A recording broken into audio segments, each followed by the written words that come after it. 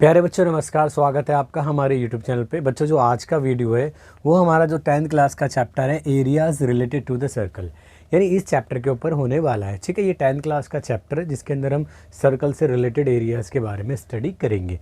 बच्चों वीडियो को स्टार्ट करने से पहले मैं आपको बता देता हूँ, मतलब मेन जो कोर कॉन्सेप्ट है सर्कल का वो हम छोटी क्लास से स्टडी करते हुए आ रहे हैं, परंतु इस वीडियो के अंदर मैं आपको सिर्फ जो 10th क्लास का है उसके लिए थोड़ा सा प्रीवियस क्लास की जो नॉलेज है उसको थोड़ा सा आपको गेन कराऊंगा, ताकि आप इस चैप्टर को थोड़ा सा बिल्कुल ढंग से समझ सकें। ठीक है, चलिए वीडियो को स्टार्ट करते हैं। ठीक है, तो areas related to the circle.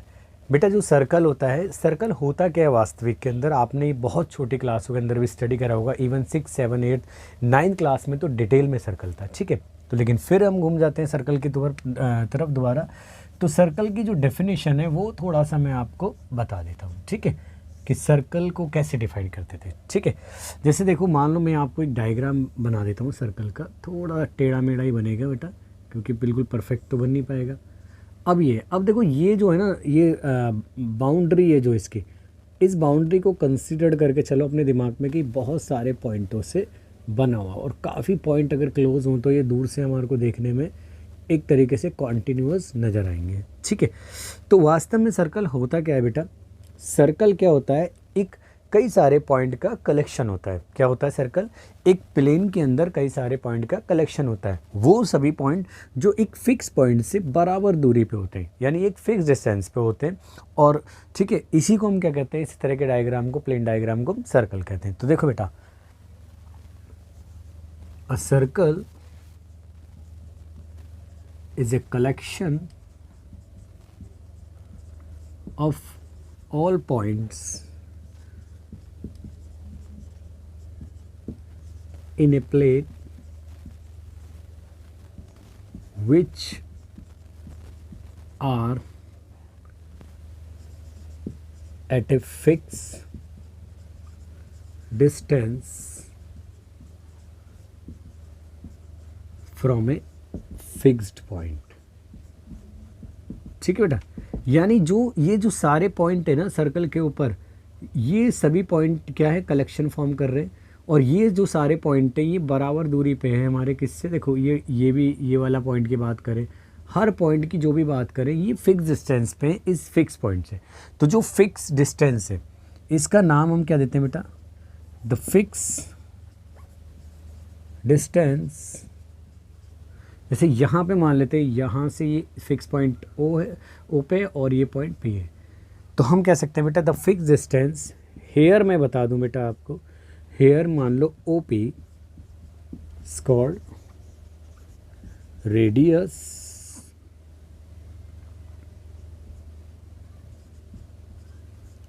Of circle and the fix point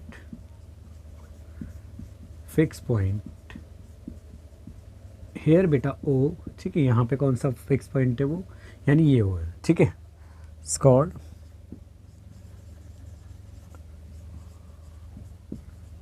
centre of the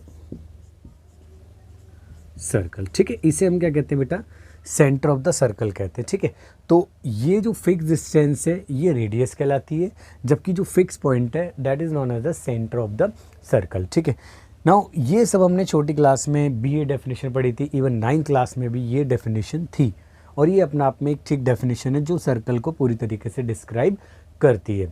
आपने यह भी स्टडी करा होगा, अगर नहीं भी करा कोई बात नहीं बेटा, यहाँ पे आप दोबारा से देख लो कि जो सर्कल होता है जिस प्लेन में लाई करता है उसको 3 पार्ट में डिवाइड करता है।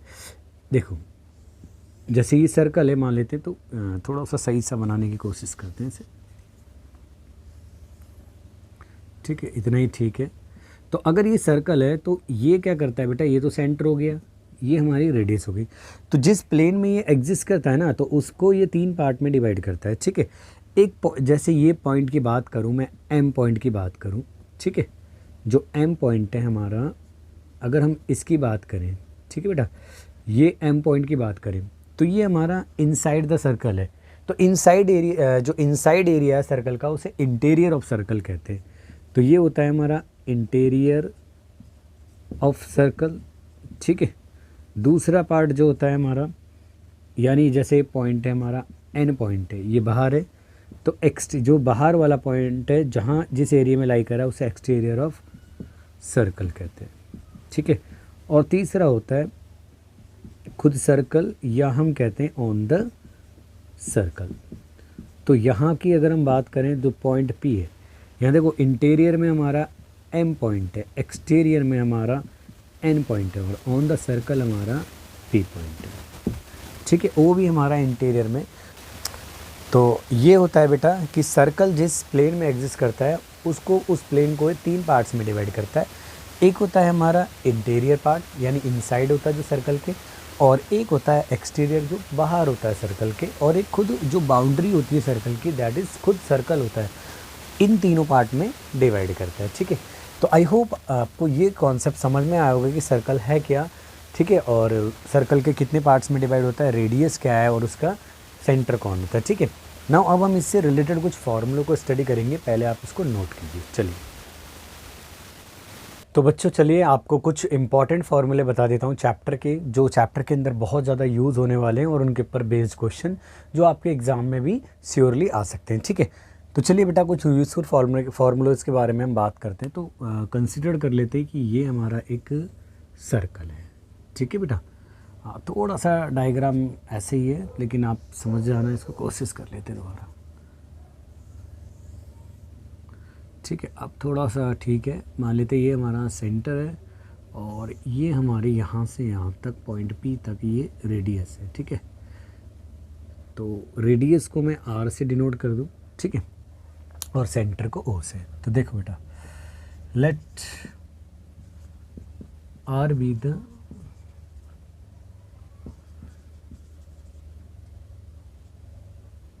radius and O be the center of a circle, ठीक है बेटा। तो हम कंसिडर करते हैं कि हमारे पास में एक सर्कल है और जिसका सेंटर O है और उसके जो डिस्टेंस है सेंटर से पॉइंट P तक, ठीक है, यानी हम कह सकते हैं कि the distance between the centre and any point on the circle is called the radius of the circle. तो हमने OP जो डिस्टेंस है यानी जो फिक्स डिस्टेंस है वो हमने R कंसिडर करी, और जो फिक्स पॉइंट है उसको हमने सेंटर को O मान लिया। नाउ आपने छोटी क्लास में 8th क्लास में भी थे तो कुछ इस फॉर्मूले आपको याद होंगे। Area of circle, area of circle, ठीक है, जिसकी रेडियस अगर R हो। तो आपने स्टडी करा था बेटा, एरिया का जो फार्मूला होता है सर्कल का पाई आर स्क्वायर होता है, ठीक है। तो ये है हमारा पहला फार्मूला। दूसरा सरकमफेरेंस बोलते हैं बेटा, सरकमफेरेंस बोलो या पैरामीटर बोलो, वैसे सर्कल के केस में हम सरकमफेरेंस वर्ड का यूज़ करते हैं, ठीक है, या पैरामीटर। देखो आप बेटा देखो, अगर ये एक धागा है मान लो, और इस धागे को मैंने गोल करके जो भी है एक सर्कल का डायग्राम बनाया, और अगर इस धागे की जो लेंथ थी वो 15 मीटर थी, तो हमने जो गोल करके इसको बनाया सर्कुलर पार्ट में, तो उसकी भी लेंथ क्या होगी, 15 मीटर ही होगी। तो जो पैरामीटर या जो सरकमफेरेंस होती है, यानी जो ये बाउंड्री होती है ना सर्कल की, that is known as the circumference या हमारा पैरामीटर ऑफ द सर्कल। तो इसका फॉर्मूला आपने ध्यान होगा आपको अच्छी तरीके से, इसको हम P से या C से डिनोट कर सकते हैं बेटा। ये होता था 2 पाई R, यही होता था, आपको याद भी होगा। दूसरी अगर हम बात करें इसके अलावा, तो वो होता था हमारा diameter of the circle, diameter of a circle. तो डायमीटर क्या होता था बेटा, अगर हम कॉर्ड की टर्म में भी आगे स्टडी करेंगे तो देखो ये भी हमारा एक फिक्स पॉइंट है, Q पॉइंट है, तो ये भी हमारी क्या हो गई बेटा, रेडियस हो गई।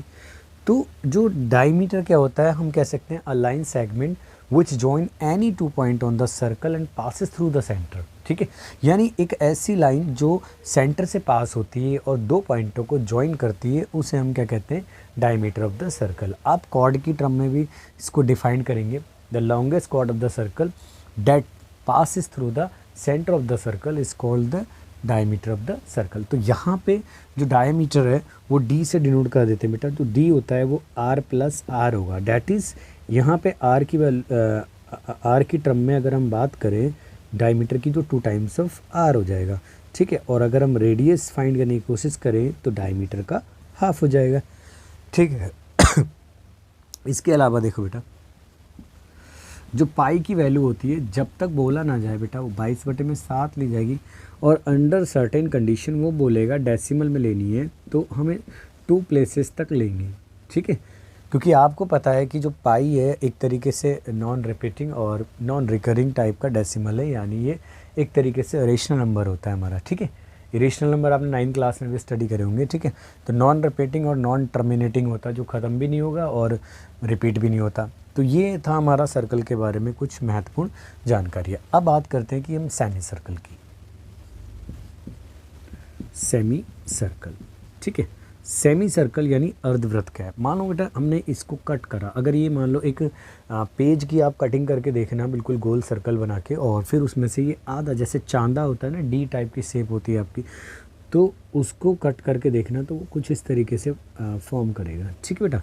तो ये मान लो मैंने ये वाला हिस्सा ऐसे और ऐसे कट करके निकाला, तो ये रहा हमारा सेंटर पार्ट। तो ये तो बेटा आपको पता है रेडियस ही होगी, ठीक है। जैसे ये मान लो अगर ये रेडियस थी तो ये बिल्कुल देखो आपको ऐसे, और ये भी रेडियस होगी हमारी, और ये भी हमारी रेडियस होगी, ठीक है। तो पहली बात करते हैं हम area of semi circle, area of semi circle.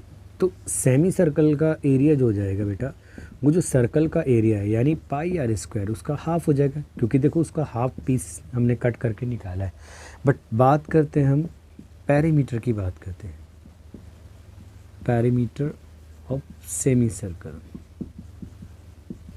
तो अगर बेटा हम पेरीमीटर की बात करें तो देखो यहाँ पे ना एक चीज़ बड़ा ध्यान से रखना। आप देखो पेरीमीटर शब्द का मतलब क्या होता है, किसी भी प्लेन फिगर की जो आउटर बाउंड्रीज होती हैं उसकी लेंथ के सम को हम क्या कहते हैं बेटा, पेरीमीटर कहते हैं। ना हमने जब इस सर्कल को कट करा तो ये वाला पोर्शन तो उसका हाफ हो गया, बट ये जो पोर्शन है ना ये डेवलप हो गया, है ना। ये तो देखो हाफ ही है, लेकिन ये वाला पोर्शन और ये डेवलप हो गया जब हमने कटिंग करके उसको बाहर निकाला। तो दैट मीन्स जो इसका पैरामीटर हो जाएगा वो देखो क्या हो जाएगा, पी से डिनोट करूँ तो जो हमारा सर्कल का पैरामीटर है 2πr, उसका तो ये हाफ हो जाएगा प्लस r। देखो ये हाफ हो गया तो ये तो देखो पूरा पैरामीटर का मतलब 2πr था, लेकिन सिर्फ इतना निकालेंगे तो 2πr का भी आधा हो जाएगा, बट उसके साथ में ये वाली लेंथ भी तो ऐड हो जाएंगी, यानी r + r। तो ये आ जाएगा बेटा πr + 2 टाइम्स ऑफ r। कई बुकों में 2r को डायमीटर की फॉर्म में भी दिखा सकते हैं, ठीक है। तो वहाँ पे हो जाएगा वो d की फॉर्म में दिखा देंगे उसे, तो वो अलग हो जाएगा फॉर्मूला, ठीक है। लेकिन सेम यही हम रेडियस की फॉर्म में रखते हैं, ठीक है। तो ये सर्कल से रिलेटेड, ये सेमी सर्कल से रिलेटेड हो गए।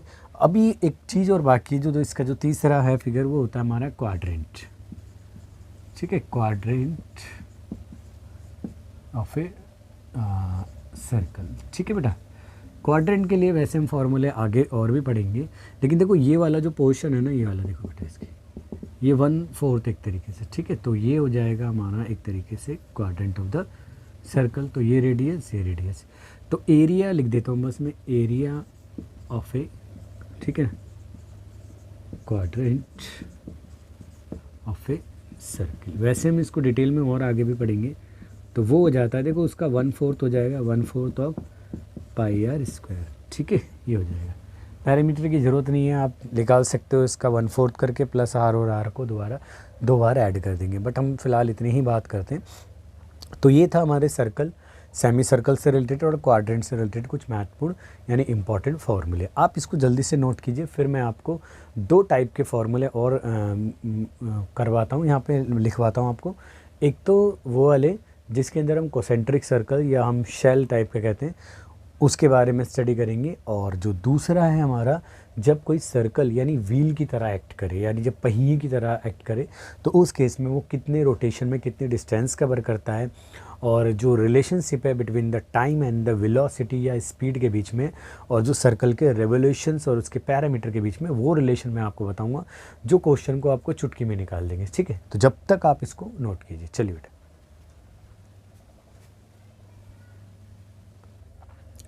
चलिए बेटा, आपका जो अगला टॉपिक है वो है area enclose between 2 concentric circle. यानी 2 कोसेंट्रिक सर्कल हों और उनके बीच में जो कौन सा एरिया आएगा उसके बारे में हम फार्मूला ड्राइव करेंगे। ठीक है, तो चलिए बेटा कंसिडर कर लेते हैं। एक तो हमारा स्मॉल सर्कल है, ठीक है, डायग्राम कुछ इस तरीके से बनेगा बेटा, और एक और सर्कल है हमारा बड़ा वाला सर्कल है। ठीक है, तो इसी तरीके से डायग्राम को कंसिडर कर लेते हैं। मान लेते हैं इनका जो कॉमन सेंटर है वो ये रहा, वो है, और यहाँ से यहाँ तक की रेडियस स्मॉल आर है, और जो बड़ी रेडियस है वो है, और जो ये पाथ या पथ है उसकी जो विड्थ है वो W है। ठीक है, तो लेट कर लेते हैं बेटा। सबसे पहले हम आर क्या है बेटा, रेडियस ऑफ इंटीरियर सर्कल, यानी जो अंदर वाले सर्कल है इंटीरियर सर्कल, और कैपिटल आर क्या है, रेडियस ऑफ एक्सटीरियर सर्कल, और W क्या है, विड्थ ऑफ द पाथ। ठीक है बेटा, जिसका हमने एरिया फाइंड करना है, यानी एक्चुअल में यहाँ तक है। अगर आप कल्पना करो इस तरह की शेप आपने देखी होगी जहाँ पे पाइप्स वगैरह होते हैं, तो सिर्फ एरिया का भी ट्रैक वगैरह देखा है, तो उसमें ट्रैक में सिर्फ ये वाला ही एरिया यूज़ होता है। ठीक है, तो इस एरिया को हम कैसे फाइंड करेंगे, तो देखो सबसे पहले देखो बेटा, जो रिलेशन है कैपिटल जो आर है आपको क्लियर दिख रहा है। देखो ये स्मॉल आर और प्लस विड्थ को मिला के हमारा जो बन रहा है कैपिटल आर, यानी आर प्लस W। ठीक है, W क्या है, विड्थ ऑफ द पाथ है। नाउ अगर हमें स्मॉल आर की वैल्यू निकालनी है तो आर में से W सब्ट्रैक्ट हो जाएगा। ठीक है, ये तो एक कंसिडरेशन की बात रही। अगर हम बात करें पहला area of interior circle, interior जो सर्कल है बेटा उसका एरिया जो है वो A1, क्योंकि उसकी रेडियस स्मॉल आर है तो पाई आर स्क्वायर हो गया। ठीक है, और एरिया ऑफ, अगर हम बात करें एरिया ऑफ एक्सटीरियर सर्कल, ये तो इंटीरियर सर्कल का था, अभी एक्सटीरियर सर्कल यानी जो बड़ा वाला जो बाहर वाला सर्कल है उसके एरिया की बात करें, मान लो उसको A2 से डिनोट कर रहा हूँ, A सब्सक्रिप्ट में 2, और ये हो जाएगा हमारा पाई, और ये कैपिटल आर स्क्वायर। ठीक है, नाउ अगर हम बात करें एरिया ऑफ पाथ, ठीक है, तो एरिया ऑफ पाथ क्या होगा, देखो बेटा ये हमारा एक बड़ा सर्कल है। अगर मैं एरिया फाइंड करूं बड़ा रेडियस लगा के, यानी पाई आर स्क्वायर का कैपिटल आर का यूज़ करके, तो ये पूरा एरिया फाइंड कर देगा। अब फिर उसके बाद में मैं बात करूं इस वाले एरिया की, जो अंदर वाले की स्मॉल सर्कल की, तो पाई आर स्क्वायर लगाने में स्मॉल एरिया आएगा। अगर हम इस बड़े वाले में से छोटे वाले को सब्ट्रैक्ट करें तो सिर्फ हमारे पास में पाथ का एरिया आएगा। दैट इज़, इसको अगर हम ए से डिनोट कर दें तो ये हो जाएगा बेटा A2 माइनस A1। क्लियर है यहाँ तक? नाउ अगर हम प्लेस कर दें बेटा यहाँ पे इनकी वैल्यूज़ को, तो ए की वैल्यू कितनी है बेटा, पाई, और ये capital R square minus pi small R square, तो ये रिक्वायर्ड हमारा एरिया है। इवन हम इसको यहाँ से सिंप्लीफाई करके पाई कॉमन निकालें तो capital R square minus small R. आपको पता है बेटा जहाँ जहाँ मैथमेटिक्स फार्मूले अप्लाई करवाती है तो बस एक बार प्लस में और एक बार माइनस में उस फार्मूले को हम अप्लाई कर देते हैं। ठीक है, तो ये हमारा एक रिजल्ट निकल कर आ गया, जो हमारा क्या है, एरिया एनक्लोज्ड है बिटवीन टू कॉन्सेंट्रिक सर्कल करें। ठीक है, तो पाइप वाइप वाले सिस्टम में या बहुत सारे उसके अंदर जहाँ पे हमें 2 सर्कल दे रखे हों वहाँ पे हम इसका यूज़ कर सकते हैं फार्मूले का। ठीक है, अब मैं आपको एक चीज़ और बता देता हूँ इम्पॉर्टेंट, जिसके ऊपर बेस्ड क्वेश्चन भी एनसीईआरटी की बुक में है और इवन एनसीईआरटी एग्जाम्पलर बुक में भी। वो क्या है बेटा हमारा, वो है सबसे इम्पॉर्टेंट है हमारा circular part act as a wheel.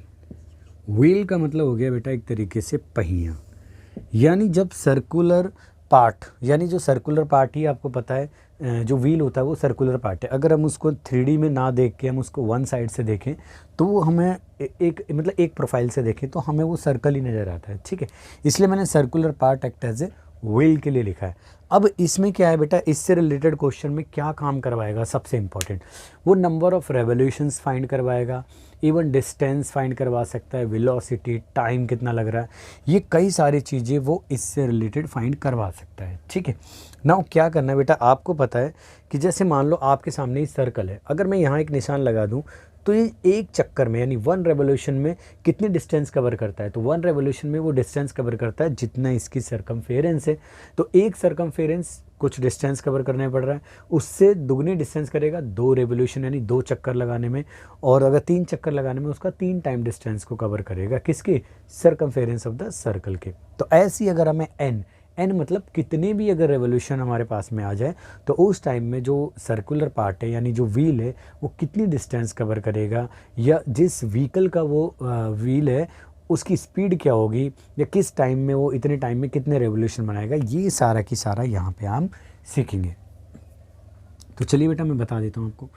यहाँ पे मान लेते हैं ये हमारा एक सर्कुलर पार्ट है जो व्हील की तरह हमारा एक्ट कर रहा है, ठीक है।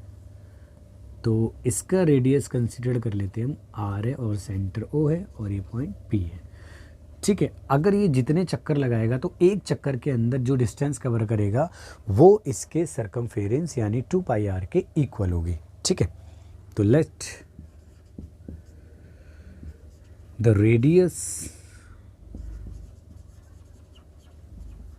ऑफ सर्कल, और यहाँ सर्कल को क्या बोलेंगे बेटा, व्हील बोल देते हैं, बी आर है, ठीक है ना। विद सेंटर क्या है बेटा, विद सेंटर क्या है, सेंटर ओ है, ठीक है। As distance covered by wheel, wheel मतलब यहाँ पे circle, in 1 revolution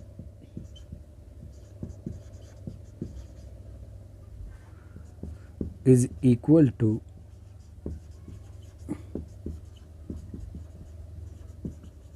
circumference of the circle या wheel, that is 2 pi r.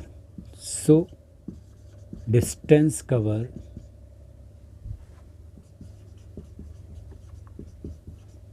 by wheel, मैं इंटरचेंज करके लिख देता हूँ बेटा, सर्कल बोलो या व्हील, इन n रेवोल्यूशन। तो n रेवोल्यूशंस में वो कितनी डिस्टेंस कवर करेगा, तो देखो बेटा n रेवोल्यूशन में जो डिस्टेंस कवर होगी वो डिस्टेंस होगी उस टाइम पे, ये होगी n इंटू 2 पाई r। मान लो मैं डिस्टेंस को s से डिनोट कर रहा हूँ तो s इक्वल टू होगा 2 पाई r, n को मैं बाद में लिख दिया हूँ, ठीक है, where n is the number of revolution. अब हमें पता है बेटा, यहाँ पे बात करते हैं कि जो वेलोसिटी होती है या स्पीड जो होती है, ठीक है, या स्पीड जो होती है हम बात करते हैं फ़िलहाल, वो होती है डिस्टेंस अपॉन में क्या होती है, टाइम होती है, ठीक है। डिस्टेंस अपॉन में क्या होती है, टाइम होती है। तो अगर हम बात करें वेलोसिटी को हम v से डिनोट कर दें, डिस्टेंस को अगेन s से और टाइम को स्मॉल t से, तो जो डिस्टेंस है वो हो जाएगा v इंटू टी के इक्वल हो जाएगा, ठीक है। नाउ बात जो बाकी बात करते हैं बेटा हम यहाँ पे करते हैं, चलो। तो यहाँ से फॉर्मूला डेवलप हो जाएगा। हमें पता है कि जो डिस्टेंस है n रेवोल्यूशन में वो आ रही है 2 पाई आर n आ रही है। हमें पता है कि जो डिस्टेंस का अभी हमने बताया वो है v इंटू टी, तो ये बन जाएगा हमारा 2 पाई आर n के इक्वल। और अगर हमें वेलोसिटी फाइंड करनी है तो 2 पाई, ये 2 को थोड़ा सा सही बना देते हैं, 2 पाई आर n और डिवाइड में टाइम चला जाएगा, और अगर हमें टाइम फाइंड करना है तो 2 पाई आर n अपॉन में v आ जाएगा। तो ये हमारे कुछ फार्मूले हैं जो डायरेक्टली यूज्ड हो सकते हैं अगर जो हमारे यूनिट्स हैं, अगर हमारे जो यूनिट्स हैं वो सेम हो। यानी इस फार्मूले को अप्लाई करते टाइम हमें ध्यान करना है कि जो टाइम है और जो वेलोसिटी है, ये इनमें यूनिट, जो वेलोसिटी में जो टाइम का यूनिट है या स्पीड में जो टाइम का यूनिट है वो सेम होना चाहिए जो हम टाइम का यूनिट ले रहे हैं। तो इस फार्मूले के ऊपर बेस भी काफ़ी सारे क्वेश्चन हैं। वो कई बार नंबर ऑफ़ रेवोल्यूशंस फाइंड करवाएगा, कई बार वो कितने रेवोल्यूशन दे देगा उसमें कितनी डिस्टेंस कवर करता है व्हील, ठीक है। तो कई बार इंटरचेंज करके क्या कह देगा, डिस्टेंस भी पूछ सकता है। तो बहुत सारे क्वेश्चन इसके ऊपर बेस्ड हैं और एग्ज़ाम में भी आते हैं। तो फटाफट बेटा आप इन सब चीज़ों को नोट कीजिए, फिर मैं आपको इसके ऊपर बेस्ड क्वेश्चन कराता हूँ, ठीक है। चलिए बेटा फटाफट नोट कीजिए।